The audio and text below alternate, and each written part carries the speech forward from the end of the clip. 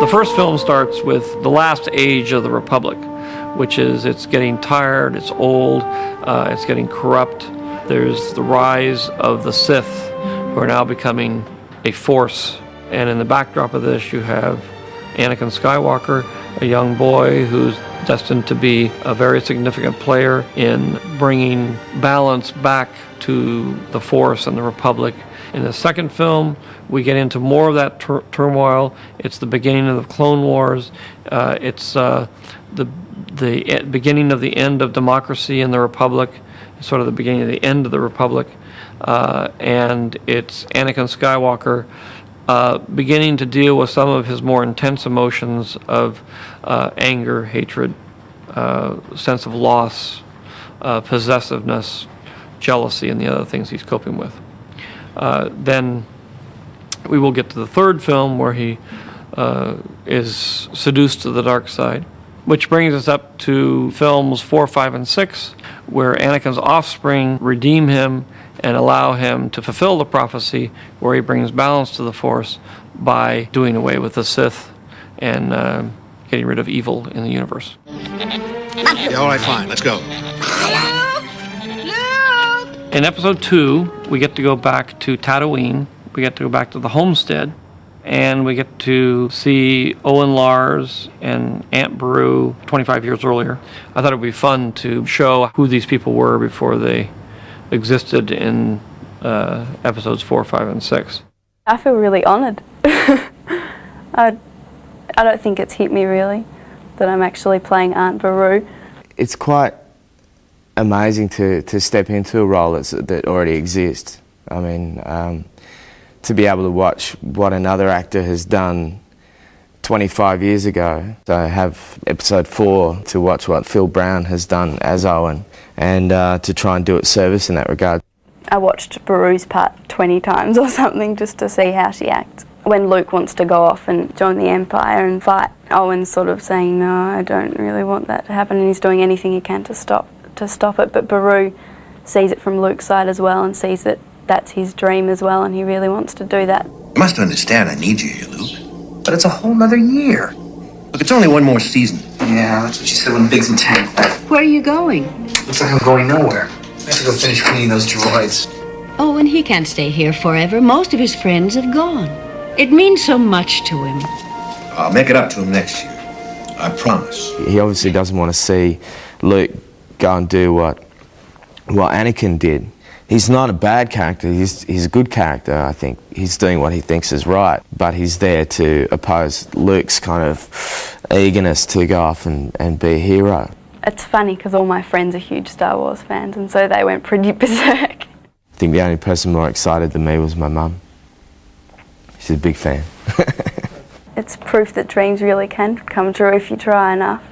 Working with George, he was genuinely excited by being in a set that was a recreation of a set from episode 4. We shot the original homestead in London on our stages, and here we're shooting our stages in Australia, so we're shooting our same sets here in Australia instead of in London. The set that we're on here is basically the homestead kitchen from episode 4, or the original film, and it was one of the studio sets in the first film from the Tatooine environments. And initially when we heard about what the storyline might be for episode 2, we had to find out what information we could actually find from the archives at the ranch. Of the reference things that we had to work with on the first film, we had the drawings, the technical drawings and stills from the film, but there were very few images from the first film in terms of stills reference that we could use, and in fact this is the only one that is left from that time. So this is the one bit of reference that we've been using to recreate this room. So we've basically reproduced it as it was built in 1975 or 6. The aging and the finishing is a little bit rougher than it was in the time we saw it before. Basically George thinks it's not as well kept at this point as it was as it will be. So everything in here is still in that sort of feel of Tatooine technology and Tatooine utensils and Tatooine equipment, but it's all slightly different things, but the spirit is sort of still living there.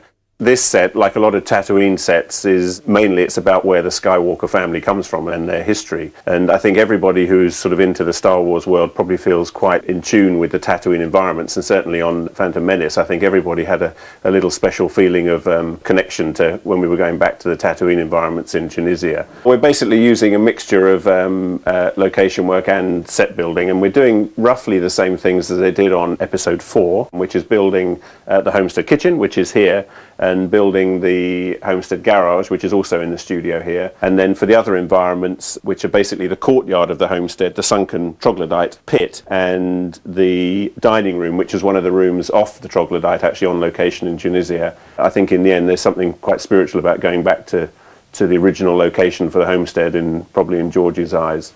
I think it's fascinating for people to know where all this came from. It was quite a buzz to be on a set that had already existed and had been recreated 20-something odd years later. Working with George, he's great. He's sort of a mixture of giving little bits of advice on how he sees his take on it. He let me do what I felt like I naturally wanted to do, and then, he was like, that's cool, or pull that back, or, throw that away a little more. As soon as I met Anthony Daniels, I think he said something to me from the very first film that he did, which was Episode 4, and told me a couple of stories from that, and we sort of stumbled through that scene together. I suppose you programmed for etiquette and protocol, and he's like answering me back, and I say, shut up, all right, shut up. And he goes, shutting up, sir. Protocol? Why, it's my primary function, sir. I am well versed in all the customs. Can you speak Bocce? Of course I can, sir. It's like a second language to me. I'm a All right, shut up. I'll take this. Shutting up, sir. I suppose as much as George Lucas's Star Wars, so is Anthony Daniels, because he's been there since day one. George has always said that the whole Star Wars trilogy is told through the eyes of the robots. Do you know, the weird thing is, being here doing Episode 2, finally, after nearly 25 years, I'm beginning to understand how it becomes this story. In Episode 1, C-3PO is being put together and he has no outer coverings. In this one, we get to see his outer coverings put on, but they're all a mishmash of used parts, and they're steel and painted and not very attractive. I see people in beautiful costumes. Amidala, fabulous. Me, I'm wearing junk. So you get to see him advance in terms of his eventual reality that we will see through Episode 4, 5, and 6. And it may give people a clue about why 3PO has always had a silver leg. How come? Everyone wants to know. It's because he's always built out of junk. C-3PO came originally out of a painting by Ralph McQuarrie. All sorts of engineering work has gone into making it possible for me to wear this puppet on it. It's very heavy, and they made the steel, leather, rubber harness. I'm indeed rehearsing right now to try and get it to walk as near to 3PO as possible, and it's very, very difficult. Filming is always like this. Hurry up and wait. Very quiet, please. Stand by for rehearsal. Yesterday, I got to make the big transition, which was weird. So many fans have said to me, well, it's not 3PO without, clothes on and all that kind of thing. And I was glad that 3PO was getting dressed. It was great to be there that day when that happened. And I hope the audience get a buzz out of that. I'd like to think there'd be a little, now he's back sort of thing. If we get into too much trouble, we can just leave it on, because we're really going to see it go on in the close-up anyway. So there he is, all put together out of a bit of this, bit of that. One of the things I like about this script is it ties up all sorts of little ends and thoughts that I had, and certainly I'm sure the fans did, about 3PO's beginnings. We seem to be made to suffer. It's our lot in life. He is somebody who's not had the most comfortable life. Basically, all 3PO wants is to have a quiet life and to care. He starts out as a droid, he ends up as a droid. He has a very unhappy droid life in between. What can I tell you? It was a genuine shock for me to find out that Darth Vader, Anakin Skywalker, was 3PO's father. I hope 3PO never finds out. Can you imagine? Can you think of the therapy sessions that would have to go on after that? 3PO lying on the couch. Darth Vader, my father, my.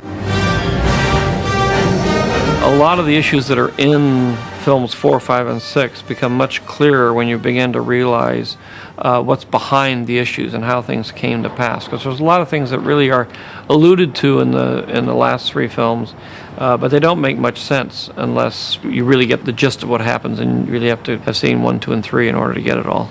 You get to see the universe, kind of, in the first 3 films. You know, you get to go to the Senate, you get to go to the center of the galaxy, you get to go to these very sophisticated planets and all this kind of stuff.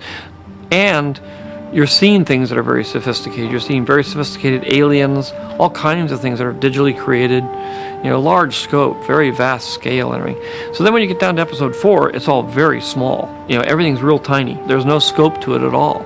And it's in a very small corner of the galaxy. You talk about those things, but you never ever get to see them. But of course in this thing, you'll have already seen all those things, so you'll know what they're talking about. And you'll know when he's saying, you know, I'm stuck here in the far corner of the galaxy, you'll know what he's talking about. And you'll realize that he is stuck in a little dim corner of the universe.